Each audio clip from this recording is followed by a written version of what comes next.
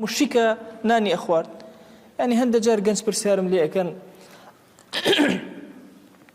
ما وصف فلان كز مثلا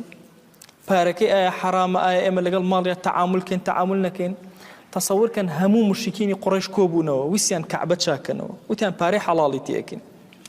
بوشي كعبة استا شوار قوشية لا يكي خرني مدورني وكو هيلكا كلا أصلا أو كسي كشوبية عمري يا حاج أزاني كشوينة كي لبرامبركة طوافكي نابي بقراخي أو أبروي أبي لبشتي أو أبروي نابي بنابي أبروي أو هي كريك كراوة وكو مانجيك شون أو لبرامبر كعبة دانو لا أصلا كعبة تأوي كعبة بو هم مشركين قريش كوبو ناوتيان باري الربا وبغي واتا باري الربا وباري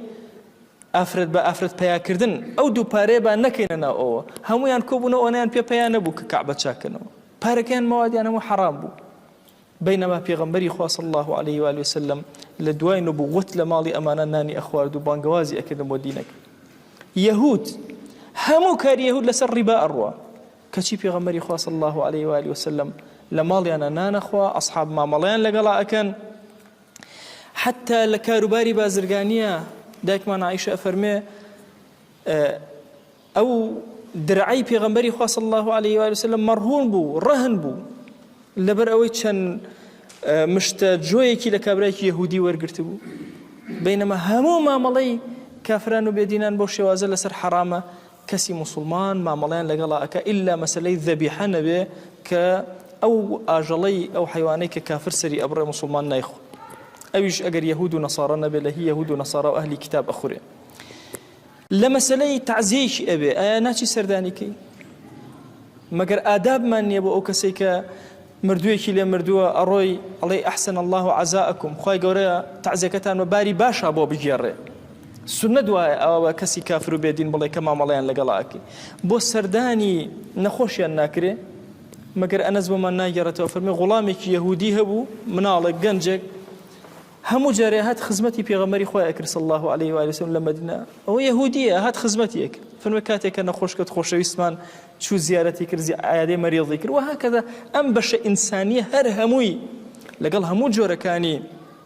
أهلي ذمة ومعاهد وأمانة بكارية خلفاء الراشدين همويان أمان جيبا جي كردوا وهتا استجبه همان شوازة عمر رضا ورحمة خوي لبي خليفة عدل كاتك واتشو كنيسي قيامة لفلسطين كاتك بيان ودوتيان نيوشك إيرشوين عبادته فرمين نيوجي تياناكم شو دروا نيوجي كرد دوات السريان صار ما بولم شو عبادتي إما نيوجي نكرد وتي أجر نيوجي متيا كرد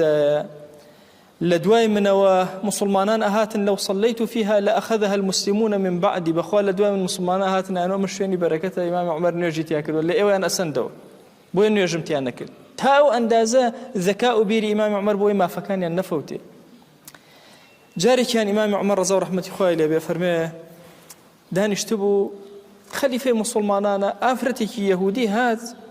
للروايات أفرمي أفرتك مشرك أفرمي أفرتك كافر أفرمي أفرتك غير مسلمان هات بيوسيكي هبو داوي لإمام عمر كبوي جيبجيكا إمام عمر يجبوي جيبجيكا بفرستي زاني فدعاها إلى الإسلام فأبت بانقوازي كربو إسلام بشكو مسلمان بباسكي إسلامي بوكرد أفتكش إيباي كروتي من مسلمان ناب الرقي داوتي برو أفرمي ثم أخذ يراجع نفسه دواي إمام عمر زور بشيمان هر بسر خويا أتشو زور بشيمان بو إنجا دعاي دسي برزك دعاي كرأيو اللهم أرشدت ولم أكره خويا خو أقداري بخوا إرشادي أمجنم كر زورم لي نكر بوي مسلمان به تصور كأما طبيعتي أهلي مسلمان وما مليانا لقل غير دينا لها مو عقيدة وأديانة كان بويا كأمتي إسلامي جاريترية وسر دور أوني همو جيهان جيغين بيتو لجر أماو إثر همو جيهان برانبري بوستيتو بل كو عدلي كأمتي إسلامي برباي أكا همو كافران بيدينان إسراحتكن